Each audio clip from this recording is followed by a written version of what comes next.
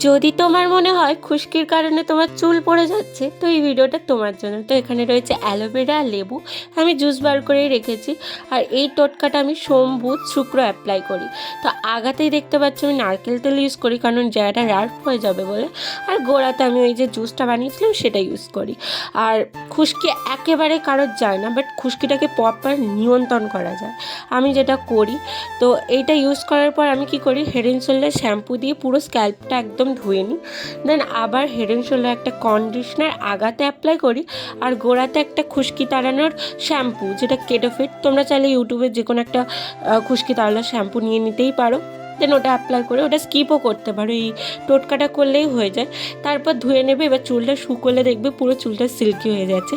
তো এটা সপ্তাহে 2 দিন বা 3 দিন অন্তর অন্তর করবে, কারণ খুশকিটাকে নিয়ন্ত্রণ করতে হবে, নাহলে চুলের গোড়া আবার যদি তেল তেলে হয়ে যায় তো আবার খুশকি চলে আসতে পারে।